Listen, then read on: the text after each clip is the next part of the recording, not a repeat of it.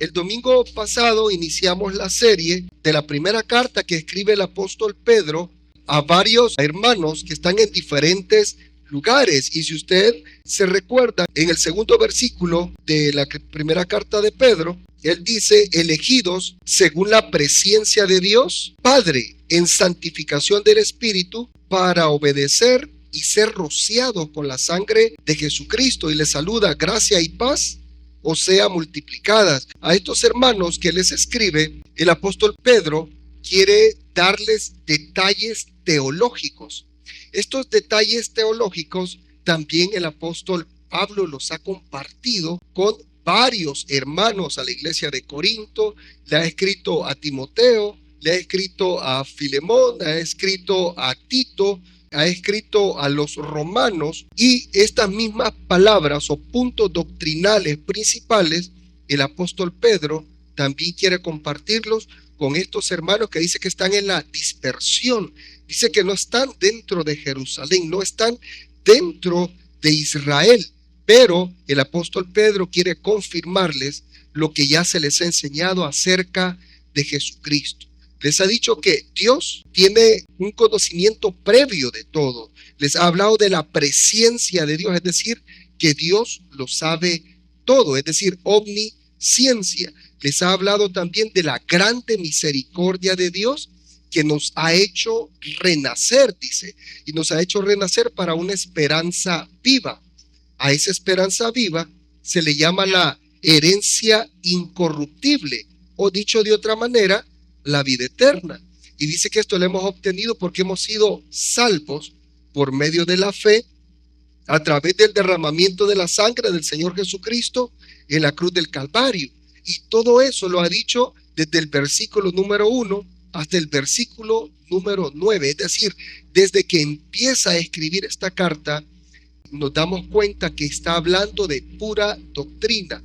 Doctrina que tiene que ver con Cristo Jesús, su sacrificio y las promesas que se hicieron en el Antiguo Testamento y que se cumplieron en Jesús y que se van a cumplir también en el futuro cuando recibamos esa bienaventuranza de ser llevados con Dios y morar por 7 años en la boda del Cordero en el cielo, y luego regresar con Dios a la tierra y vivir acá por 1000 años. Y después de esos 1000 años, dice en Apocalipsis que desciende la nueva Jerusalén. Es decir, nuestro destino final, como ya les he dicho, no es en el cielo, como algunos coritos que cantábamos antes, ¿verdad?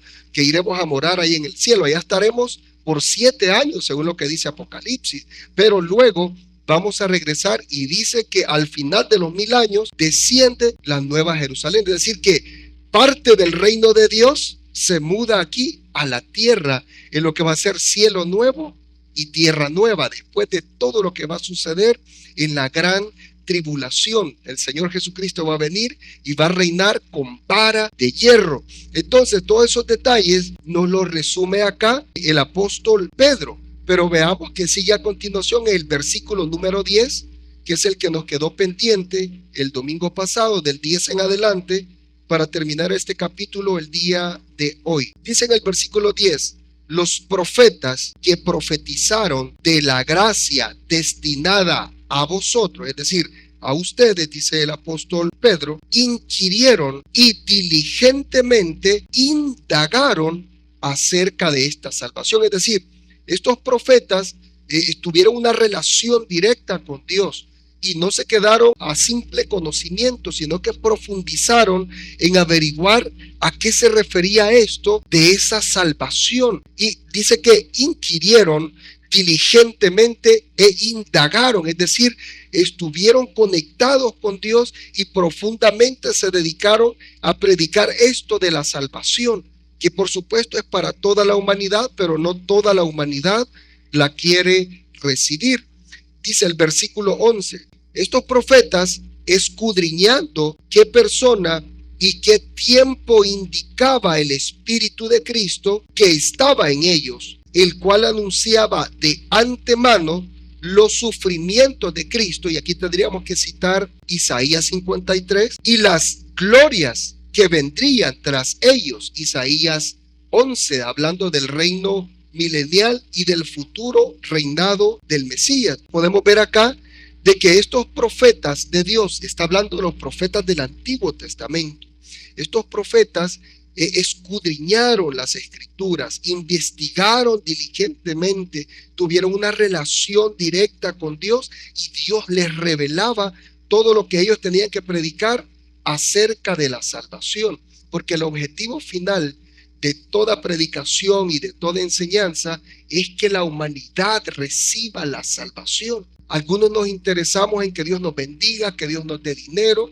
que Dios nos prospere en el trabajo, que tengamos muchas propiedades, que podamos tener un yate, que podamos tener un avión, que podamos tener barras de oro guardadas, como si esas cosas duraran para siempre. Pero lo que a Dios siempre le ha interesado de la humanidad es que reciban a Jesucristo como el único y suficiente Salvador y que se preparen para la vida eterna. Eso es todo. Me interesa recordarles que muchas veces cuando Jesús sanaba a alguien, lo primero que le decía no era has quedado sanado, sino que le decía tu fe te ha salvado. Y luego le decía que había sido sanado. ¿Por qué le decía esto?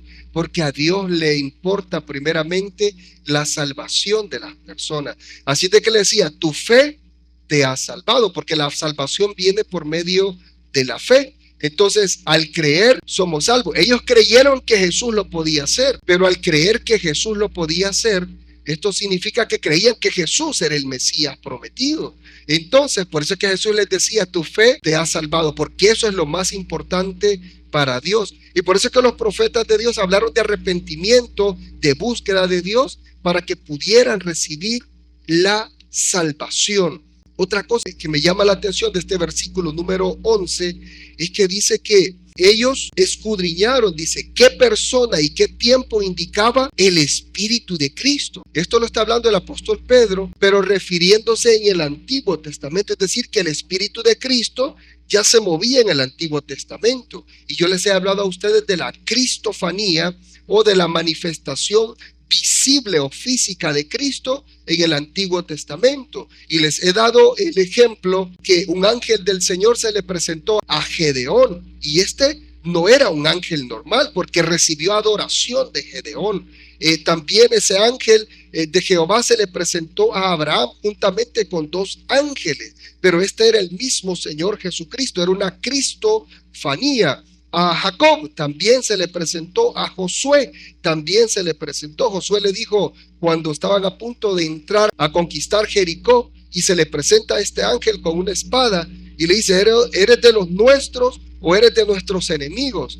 Y él le dice que es el príncipe de los ejércitos de Jehová. Entonces está hablando del mismo Señor Jesucristo. Encontramos varios casos en el Antiguo Testamento, y esos casos son una cristofanía, una manifestación física visible de Cristo antes incluso de haber sido encarnado a través de la Virgen María. Pero Jesús ha existido desde siempre. Por eso es que Jesús le dijo a los escribas, fariseos y saduceos, antes que Abraham fuese, yo soy. Entonces él está diciendo que es eterno. El Padre y yo uno somos, diciendo que tanto Jesús como el Padre tienen la misma capacidad, es el mismo Dios, pero el Dios es espíritu y Dios manifestado en la carne a través de Cristo Jesús. Entonces el apóstol Pedro entiende esto, que Jesús había manifestado desde antes, y por eso dice el Espíritu de Cristo que estaba en ellos, en los profetas,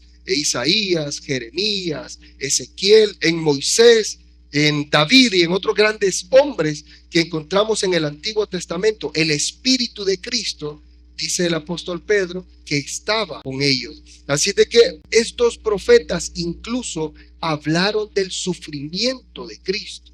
Isaías 53 creo que es uno de los más citados para nosotros, aunque los judíos ortodoxos, ultraortodoxos y jasídicos que rechazan a Jesús dicen que Isaías 53 se refiere a Israel, pero cuando leemos los detalles no se refiere a una nación, se refiere a una persona que padeció exactamente lo que Jesús padeció. Entonces podemos entender que Isaías no está profetizando acerca de Israel, sino que está profetizando acerca del sufrimiento de Jesús. Y la clave es Isaías 53, También David en algunos de los salmos habla del sufrimiento de Jesús.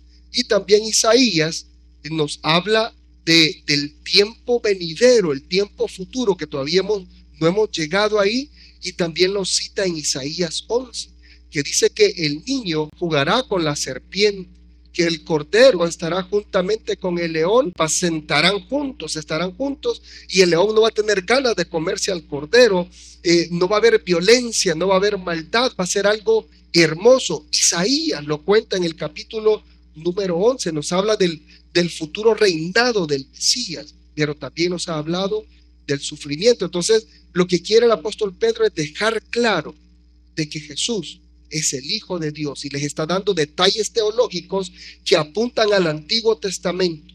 Quiero que recuerde esto también cuando los apóstoles hablan acerca de Jesús. Su fundamento es el Tanaj, el Antiguo Testamento. Ellos siempre van a tomar porciones bíblicas, van a citar a profetas del Antiguo Testamento para tomarlo como base y hablar de que Jesús era el Mesías prometido. Entonces, por eso el apóstol Pedro quiere hacérselos claro a estos hermanos que le está escribiendo esta carta. Versículo número 12. A estos se les reveló que no para sí mismos, es decir, estas bendiciones que iban a haber no eran para sí mismos, sino para nosotros, dice el apóstol Pedro.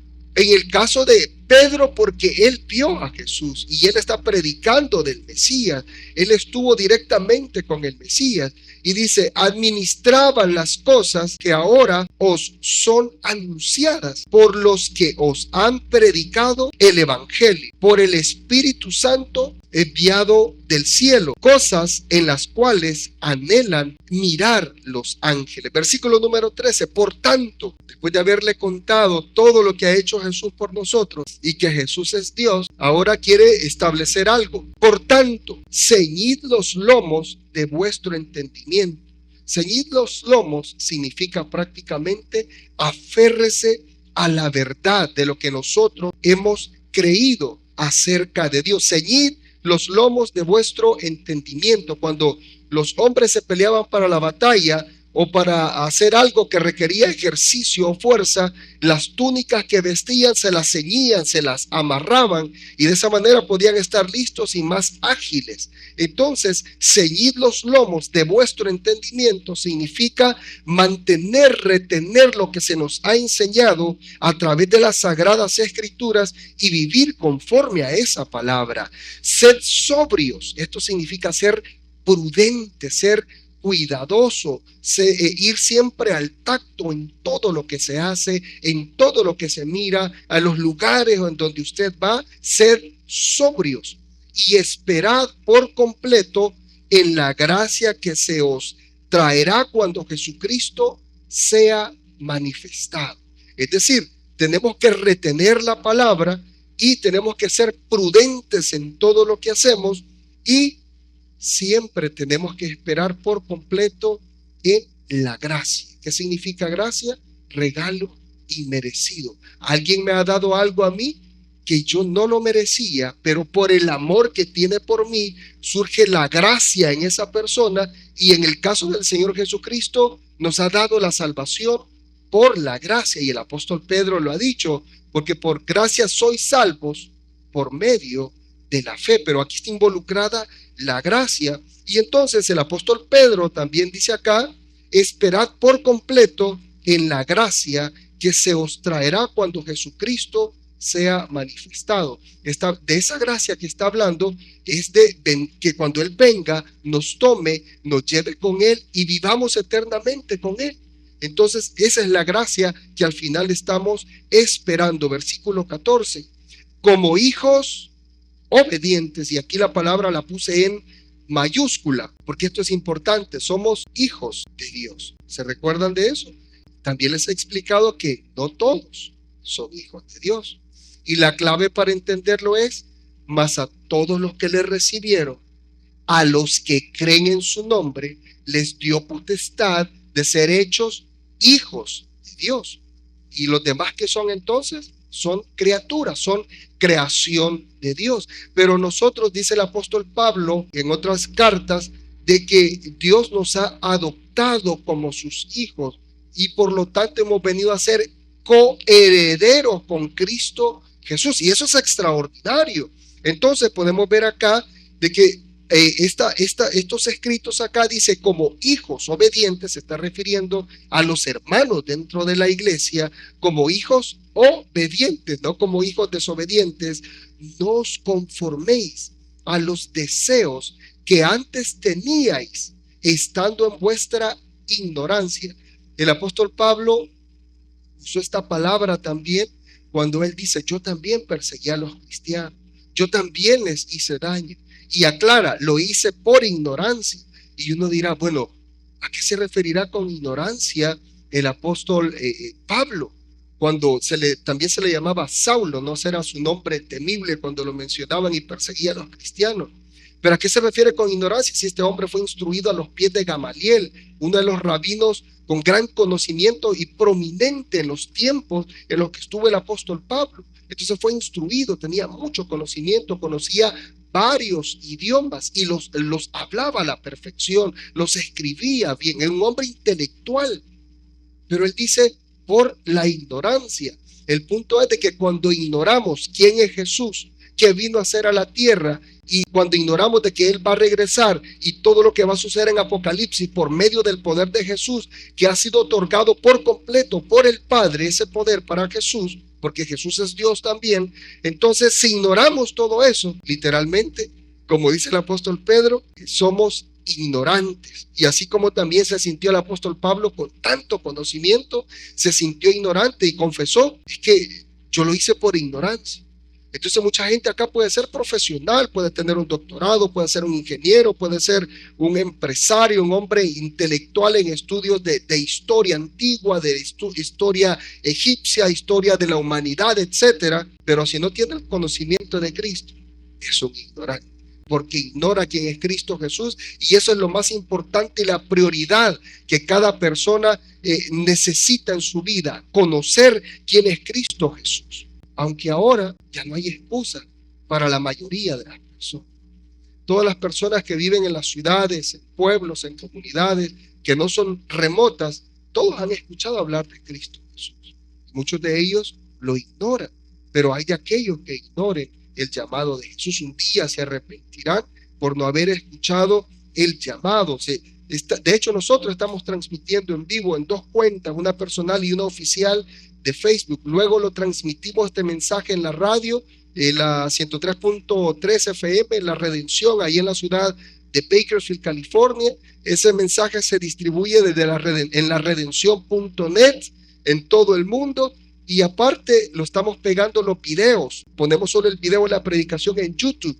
Entonces, y hay millones y millones de predicaciones y grandes predicadores alrededor del mundo que están hablando de Jesús. Entonces no hay excusa para la humanidad. No hay excusa de decir: no, pues que no tengo Biblia, pero tiene un teléfono de $1,000, $2,000, y ahí puedes cargar una aplicación que se llama la Biblia y ahí puedes leerla. Entonces, ahora en la actualidad ya no hay mucha excusa para aquellos que digan: es que yo nunca escuché de Jesús. Tal vez algún familiar nuestro que vive en unas montañas remotas y no quiere tener comunicación con las demás personas, tal vez, y nunca ha oído hablar de Jesús, y nunca nadie va a lograr llegar a esos lugares. Probablemente ahí hay alguna excusa, pero en esos casos dice la palabra de Dios que los va a juzgar por la ley que está en sus corazones. Y eso es bien interesante, porque algunos se preguntarán: entonces, ¿cómo van a ser salvas estas personas si no han oído hablar de Jesús? Hay una ley que Dios ha puesto en nuestros corazones, y esa nos hace entender fácilmente qué es lo bueno y qué es lo malo. Así de que por esa forma Dios va a poder juzgarlo, dice el apóstol Pablo, hablando en ese caso. Pero regresemos al versículo 14. Como hijos obedientes, no os conforméis a los deseos que antes teníais, estando en vuestra ignorancia. O sea, había deseos pecaminosos.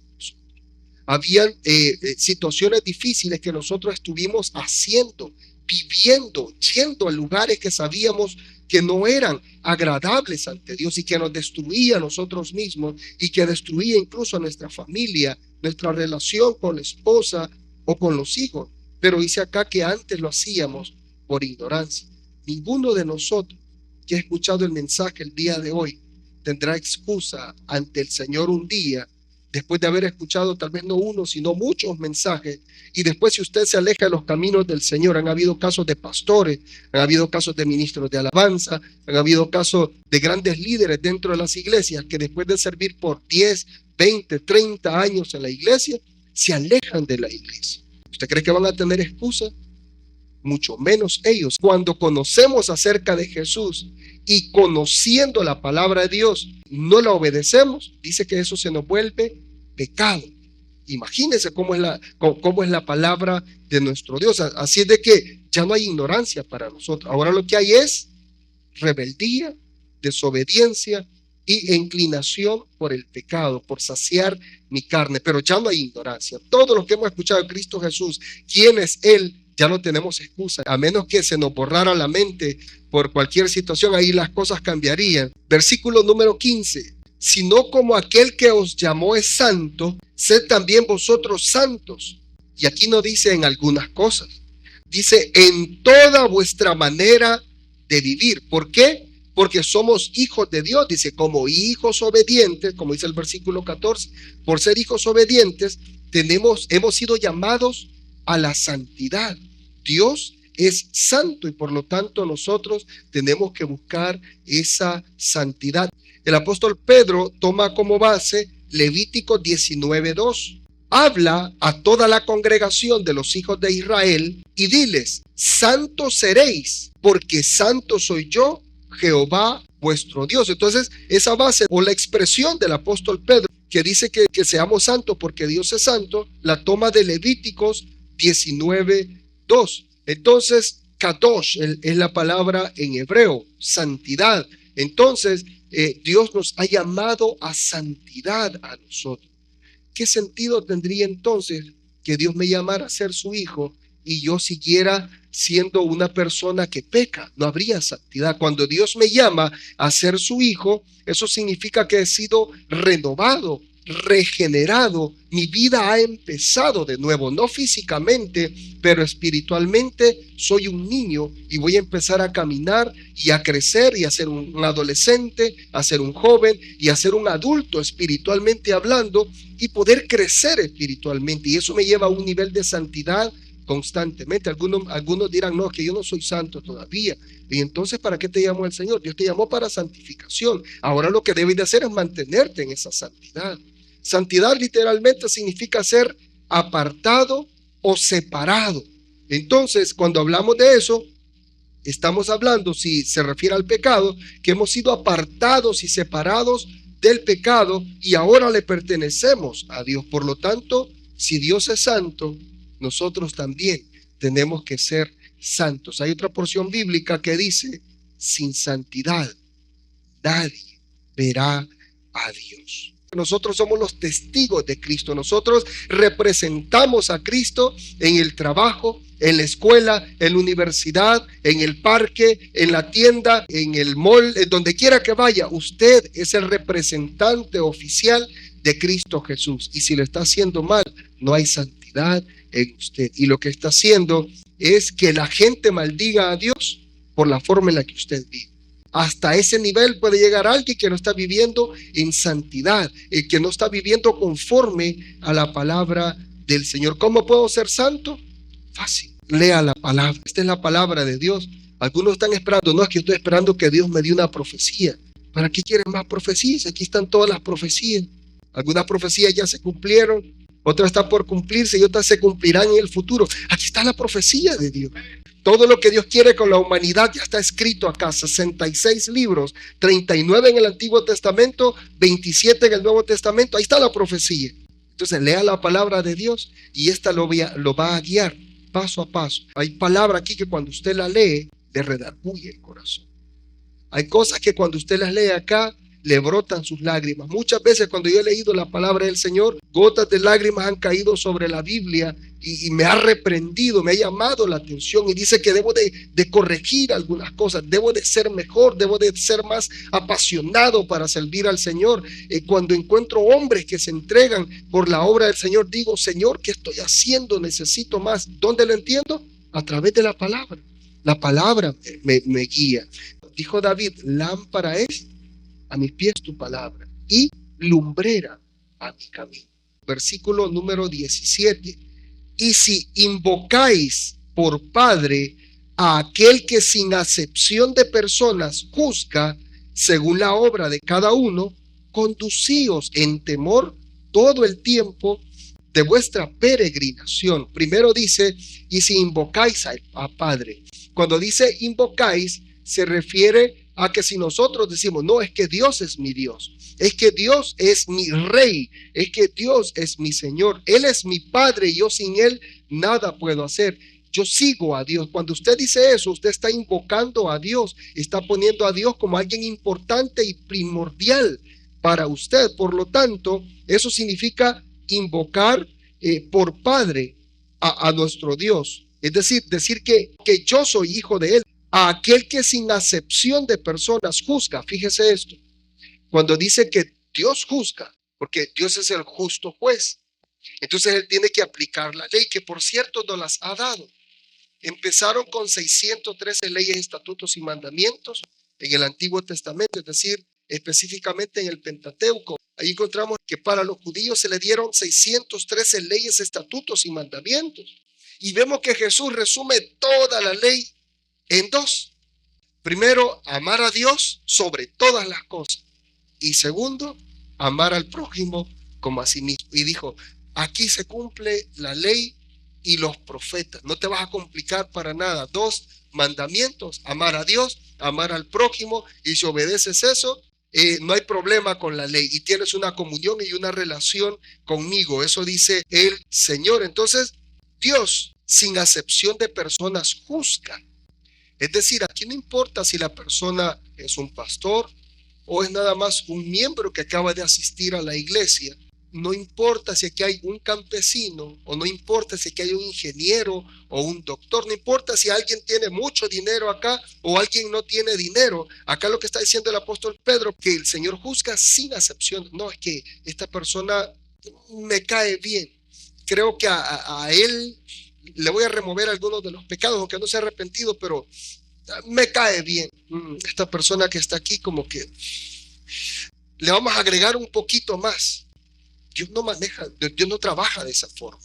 Lo que está diciendo acá es que sin acepción de personas, es decir, no importa su estatus social, no importa cuánto dinero tenga, no importa qué posición tenga dentro de la sociedad, Dios lo va a juzgar a usted por lo que usted haya hecho, pobre, rico, alto, pequeño, gordito, flaquito, como sea.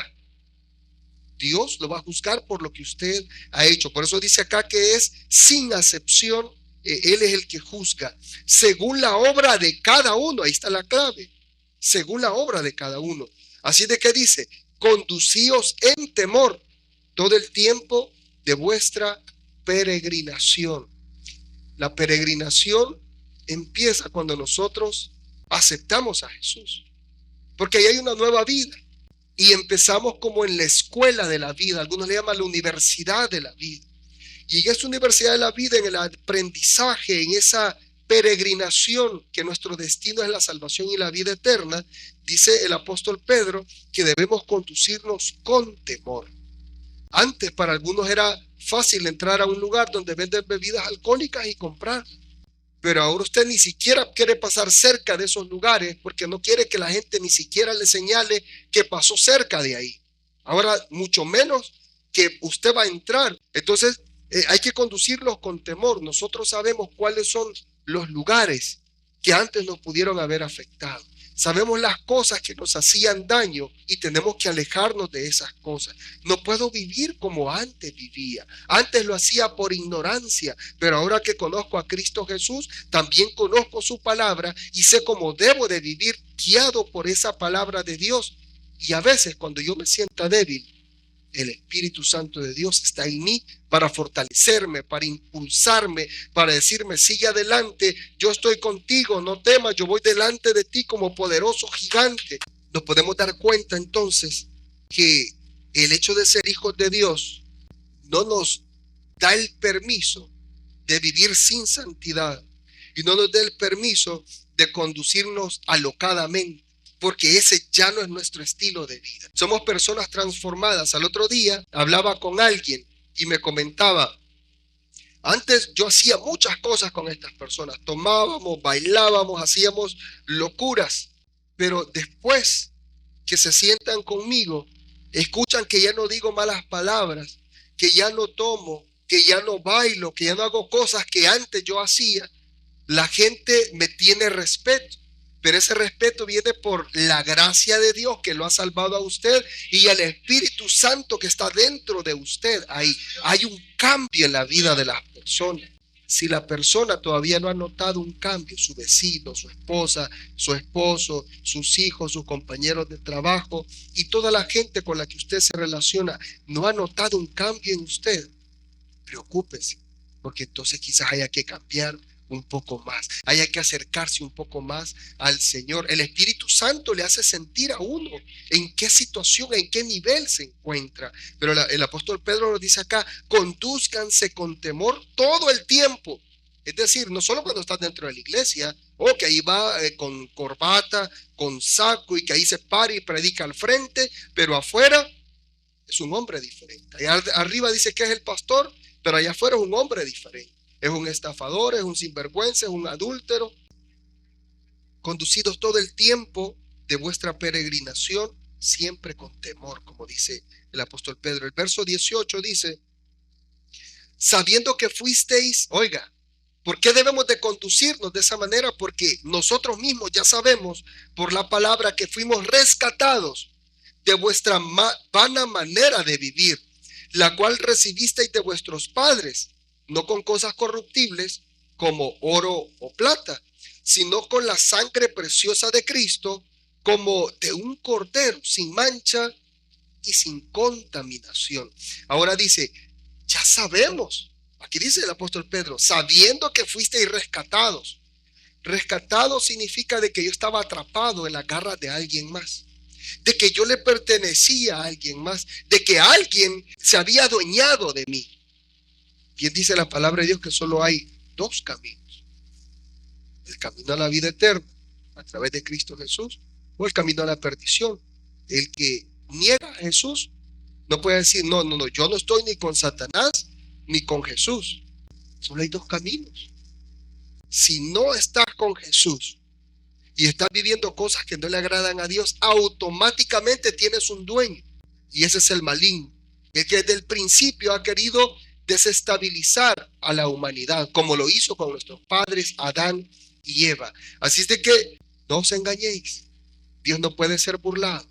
Todo lo que el hombre siembra, eso también segará, eso también cosechará, ese mismo resultado obtendrá. Y acá dice, sabiendo que fuisteis rescatados de vuestra vana manera de vivir. O sea, vivíamos mal, pero acá dice, bueno, la cosa es de que esto es a causa también de vuestros padres. En cierta manera, tus padres no te llevaron a la iglesia, tus padres se emborrachaban enfrente de ti. ¿Qué más ibas a aprender? A ser un borracho también.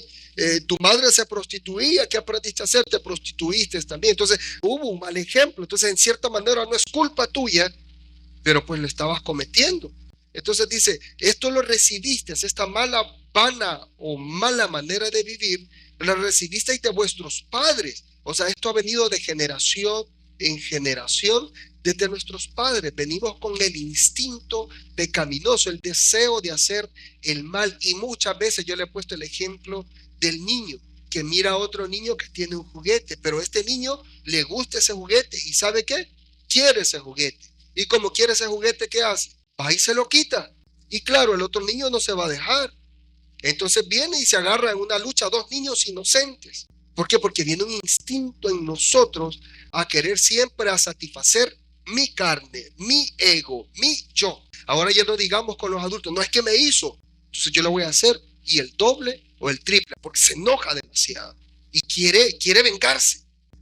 Si alguno de ustedes tiene un sentimiento negativo contra de su compañero de trabajo porque es muy rudo, es muy malcriado, la molesta, le pone queja o le miente al jefe para que usted pierda horas, etcétera, hay un grave problema ahí, porque incluso usted tiene que amar a esa persona así como él.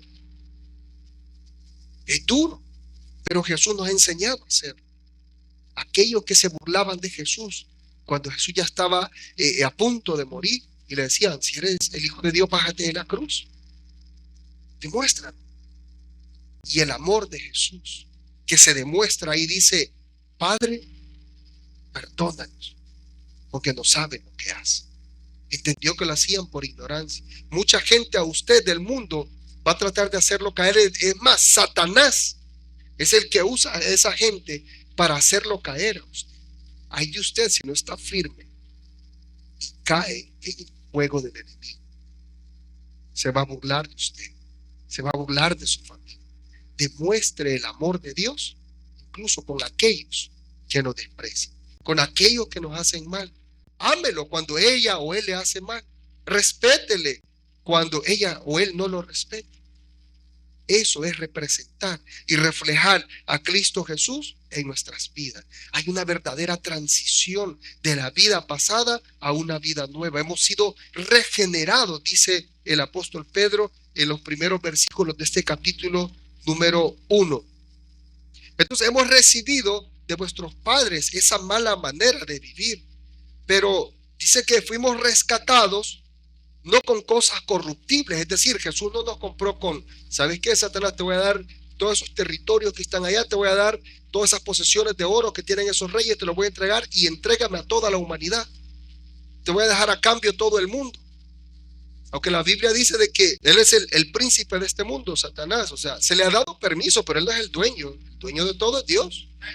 Pero se le ha permitido para aquellos que no obedecen a Dios, pues sean marionetas de Satanás. No porque Dios quiere, sino porque la gente necesita tomar una decisión. Entonces no hemos sido comprados con cosas vanas. No hemos sido comprados con dinero, con oro, con plata, con dólares, con nada, con euros.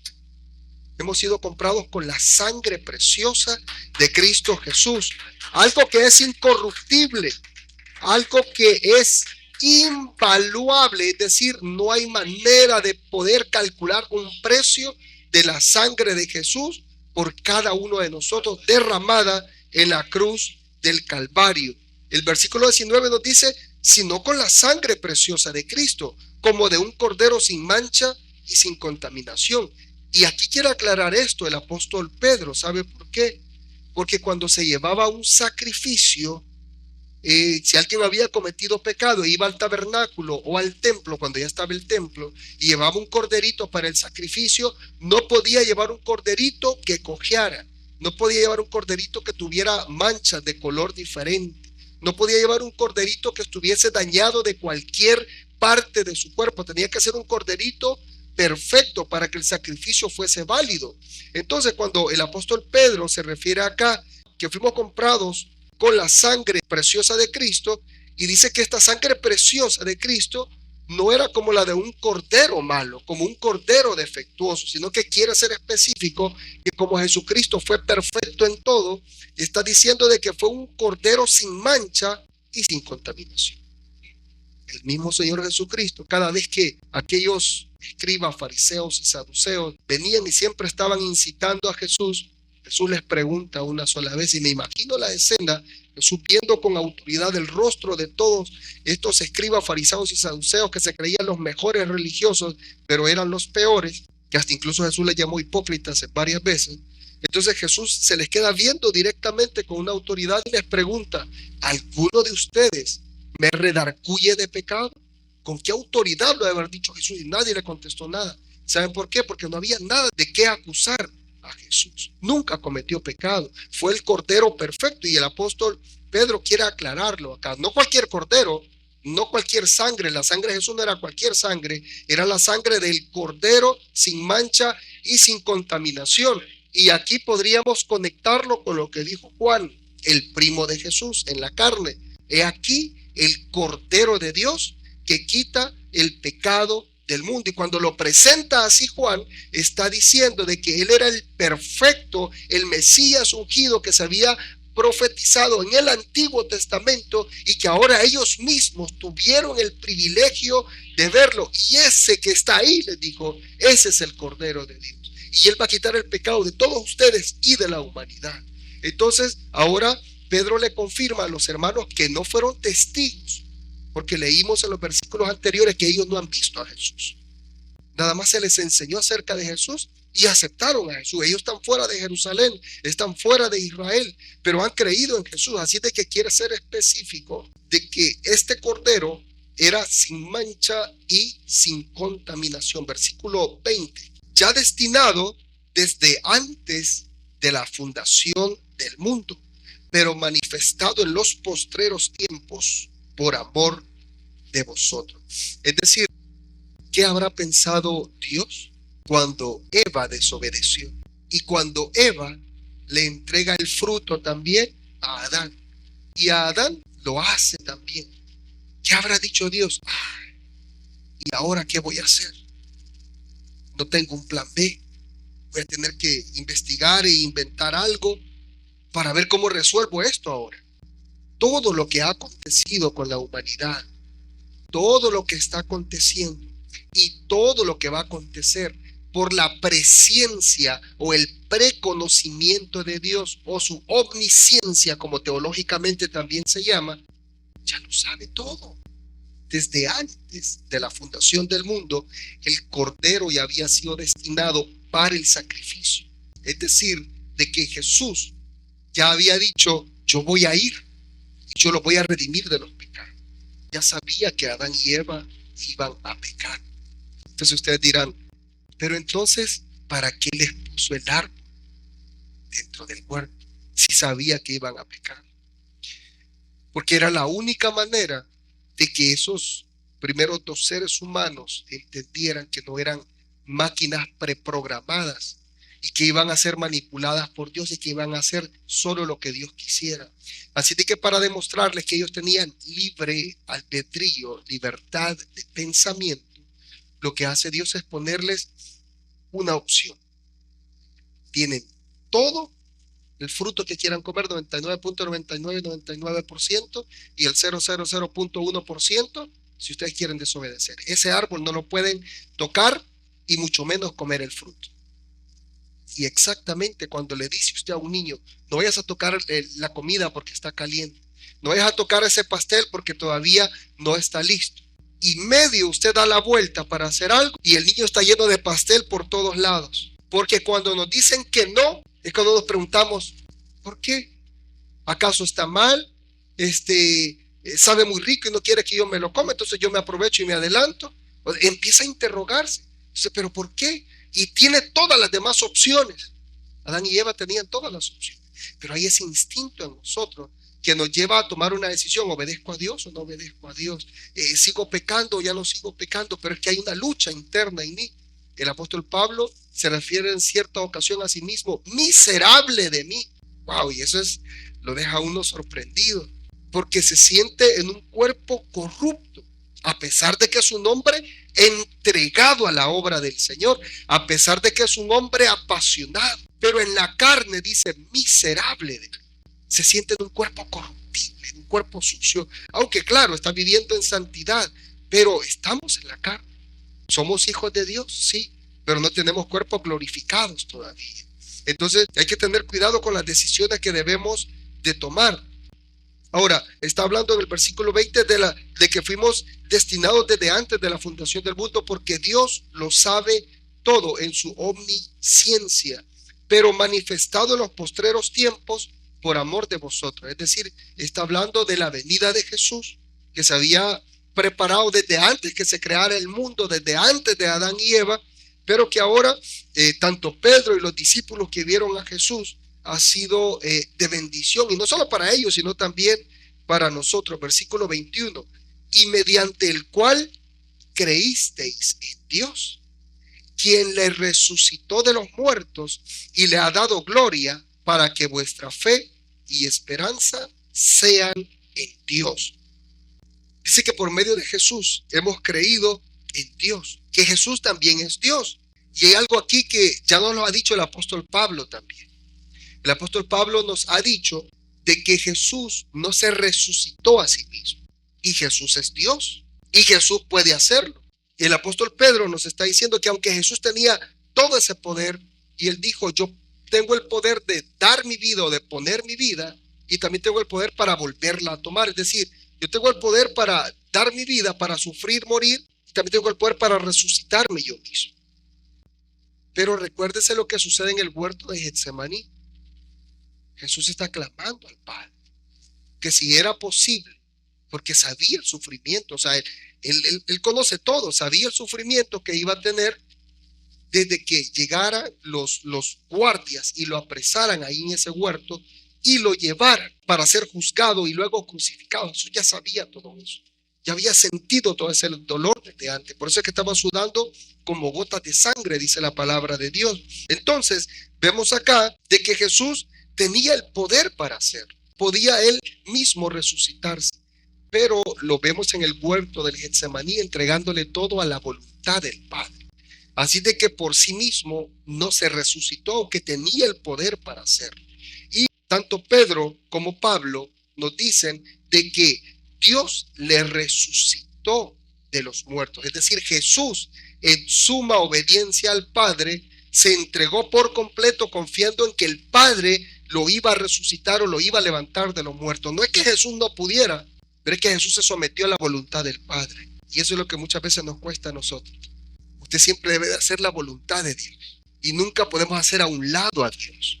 Todo lo que tengamos que hacer tiene que ser guiado por el Espíritu Santo de Dios y siempre debemos ser guiados por su voluntad. Versículo 21. Y mediante el cual creísteis en Dios, quien le resucitó de los muertos y le ha dado gloria, para vuestra fe y esperanza sean en Dios. Versículo 22. Habiendo purificado vuestras almas por la obediencia a la verdad, mediante el Espíritu, para el amor fraternal.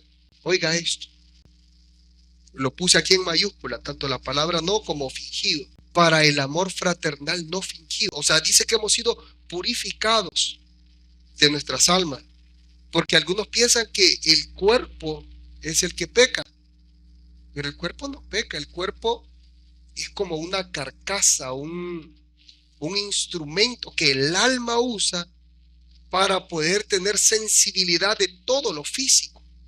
Pero todo lo que yo hablo, todo lo que yo pienso, mis movimientos, no están programados en la parte física, sino es mi alma. Entonces por eso dice acá, habiendo purificado vuestras almas, no el cuerpo, porque el cuerpo no es el culpable, el cuerpo es la marioneta del alma. Entonces el alma es la que me guía a hacer cualquier movimiento o cualquier acción. Entonces dice, habiendo purificado vuestras almas por la obediencia a la verdad, como obedecimos a Dios, nos ha purificado mediante el Espíritu. ¿Para qué? Para el amor fraternal. Toda la clave de la existencia de la humanidad y de todo lo que existe en general está centrado en una palabra de 4 letras en español: amor. Ese es el fundamento principal. Y cuando entendemos qué significa el amor, entonces somos verdaderamente hijos de Dios, porque vamos a actuar conforme debería de ser: amar a nuestro prójimo, respetar a nuestro prójimo, respetar al esposo, respetar a la esposa, cuidarnos los unos a los otros.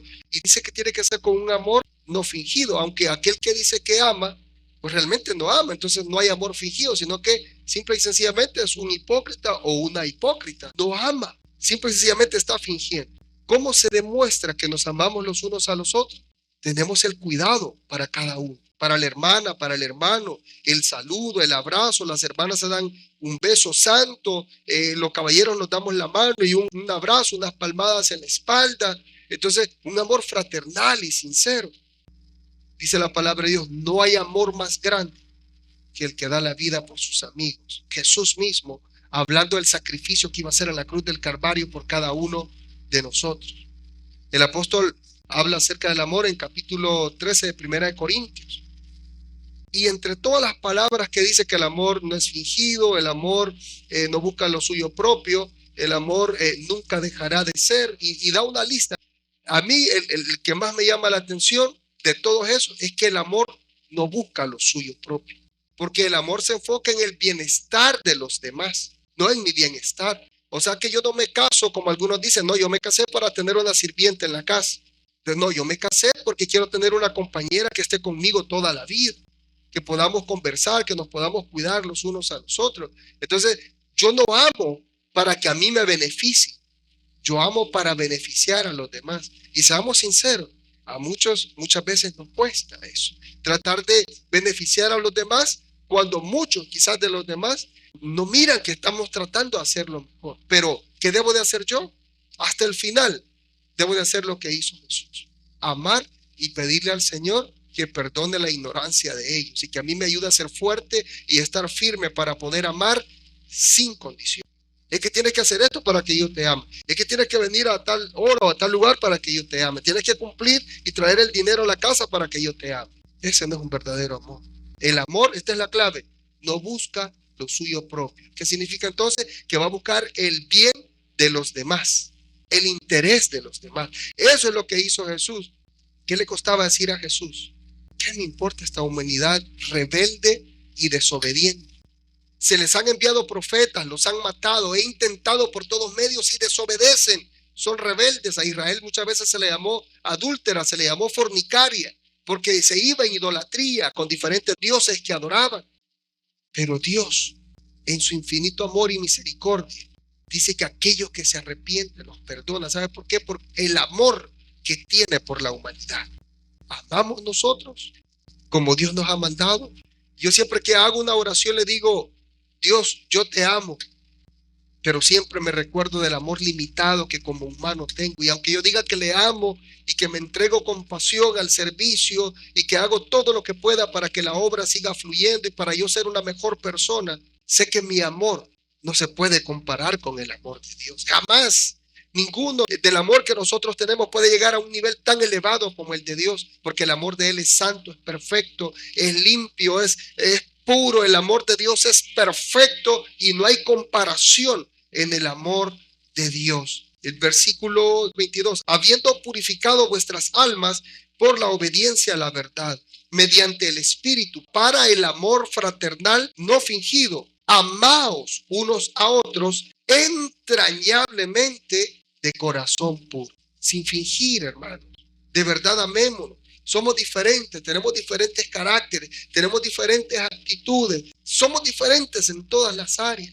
Incluso la esposa con el esposo son totalmente diferentes, tienen visiones diferentes, pero el amor nos une y ahí es donde tenemos que ponernos de acuerdo por ese amor que tenemos los unos por los otros. Que no se nos olvide que por amor es que existimos y que por amor tenemos que hacer todas las cosas que vienen y que nos rodean a nosotros también. Versículo 23, siendo renacidos no de simiente corruptible, sino de incorruptible, por la palabra de Dios, que vive y permanece para siempre. Entonces dice que hemos sido renacidos, es decir, ya habíamos nacido, pero estábamos mal. Estábamos muertos espiritualmente, entonces necesitábamos un nuevo nacimiento. Jesús le dijo a Nicodemo: es necesario nacer de nuevo, es necesario empezar una nueva vida. ¿Y cómo se hace eso?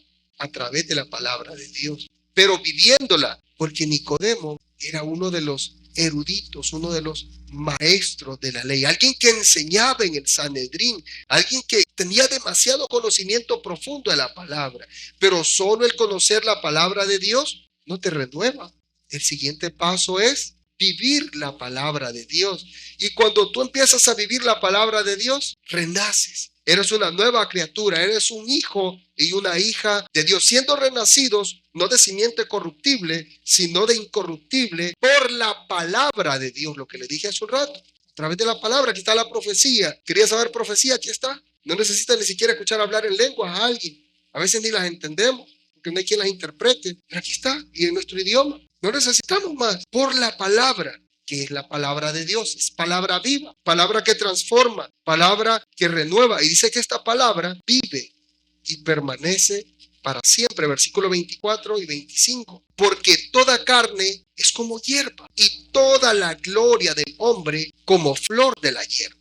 La hierba se seca y la flor se cae, mas la palabra del Señor permanece para siempre. Y esta es la palabra que por el evangelio os ha sido anunciada. Isaías 48 dice: sécase la hierba, marchítese la flor, mas la palabra del Dios nuestro permanece para siempre. Mateo 24:35, el cielo y la tierra pasarán, pero mis palabras no pasarán. Cerramos el capítulo número 1 hablando de que la palabra de Dios es viva, es eficaz y que esa es una palabra transformadora, una palabra que llega a lo más profundo de nuestro ser. Ni una jota ni una tilde pasarán y que toda la palabra de Dios se cumplirá al pie de la letra. Así de que tome en serio este sagrado libro, porque esta es la palabra viva de Dios. Si usted vive conforme a esta palabra, grandes cosas sucederán en su vida. Y no solo usted lo notará, sin que usted tenga que predicar y pararse en una esquina, que claro, es bueno hacerlo, pero sin que usted tenga que predicar en la entrada del trabajo con todos sus compañeros pasando y estar con una Biblia y con unos rótulos ahí. Su primera predicación es la forma en la que usted vive verdaderamente el Evangelio de Cristo Jesús. Vivamos la palabra de Dios, atesoremos la palabra de Dios, leamos la palabra de Dios y compartámosla con todos aquellos que la necesitan.